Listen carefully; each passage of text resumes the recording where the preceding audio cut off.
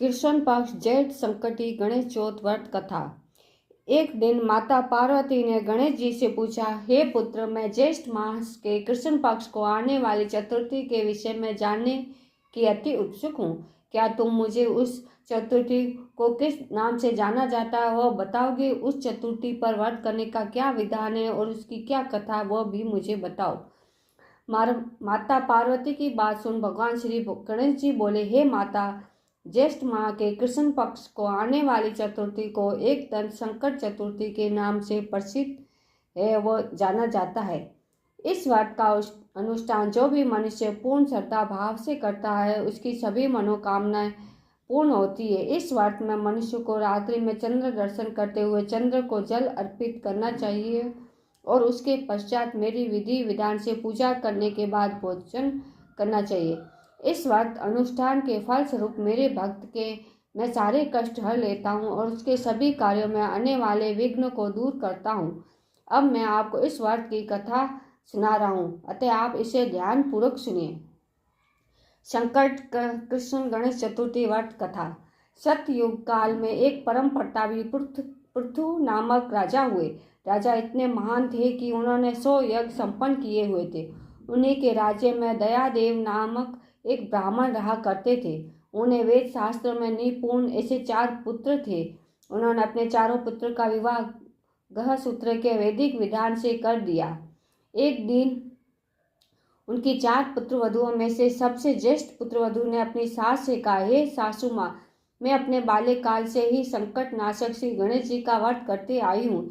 मैंने अपने पितृगृह में ही इस पुण्यदायक व्रत का अनुष्ठान किया है। अतः हे कल्याणी, आप मुझे इस शुभ फलदायक व्रत का अनुष्ठान करने की अनुमति प्रदान करें। अपनी पुत्रवधु की बात सुनकर उसके ससुर जी कहने लगे, हे बहू, तुम सभी बहुओं में श्रेष्ठ और ज्येष्ठ हो।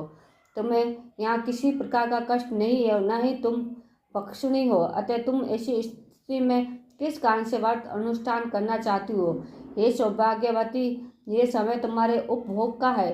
ये गणेश जी कौन है? फिर तुम्हें और कन्या ही क्या है?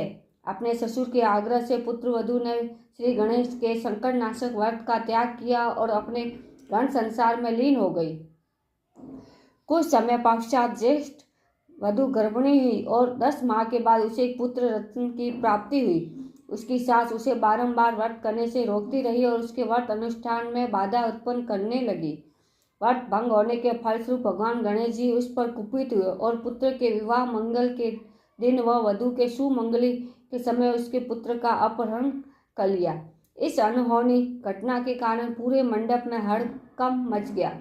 सभी आपस में बातें करने लगी कि लड़का आखिर कहाँ गया, किसने उसका अपहरण कर लिया, अपराधी कौन है? बारातियों द्वारा मिलने वाले इस समाचार को सुनकर उसकी माता बहुत व्याकुल हो गई और अपने ससुर जी देव से रो रो कर उच्च स्वर में कहने लगी, हे ससुर जी, आपने मेरे गणेश चतुर्थी व्रत को छिड़वा कर महान पाप किया है। यह उसी का फल है और आज मेरे पुत्र का अपहरण हो गया है। अपनी पुत्र वधु के मुख से ऐसे वचन सुन ब्राह्मण दयादेव बहुत दुखी हुए। साथ ही साथ अपने पति के अपहरण की बात सुन होने वाली पुत्र वधु भी बहुत दुखी हुई। अपने पति के वियोग में दुखी पुत्र वधु प्रतिमा भगवान श्री गणेश की संकट नाशक गणेश चतुर्थी का व्रत करने लगी। एक समय की बात है, भगवान गणेश जी एक वैद्यज्ञ और दुर्बल ब्राह्मण का वेश धारण कर उस पुत्र वधु की परीक्षा लेने हेतु भिक्षा मांगते हुए उसके द्वार पर पधारे।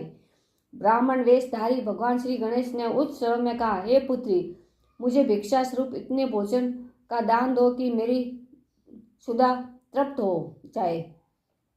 उस ब्राह्मण की बात सुनकर उस धर्मपरायण स्त्री ने सर्वप्रथम उस ब्राह्मण को विधिवत पूजन किया। पूर्ण श्रद्धा भाव से भोजन कराने के पश्चात उस ब्राह्मण को वस्त्र अलंकार अर्पित किए।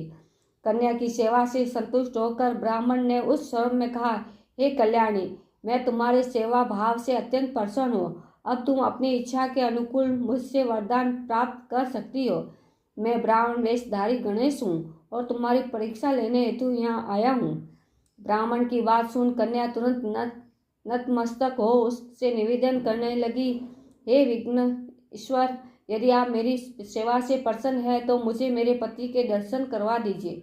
कन्या की याचना सुनकर गणेश जी ने कहा, हे मधुर भाषिणी, जैसा तुम चाहती हो वैसा ही होगा, तुम्हारा पुत्री तुम्हें अवश्य मिलेगा। कन्या को इस प्रकार मनवांछित वर प्रदान कर भगवान गणेश जी अंतर्धान हो गए। कुछ ही समय पश्चात कन्या का पति पुनः अपने घर वापस आ गया। यह देख सभी बहुत प्रसन्न हुए।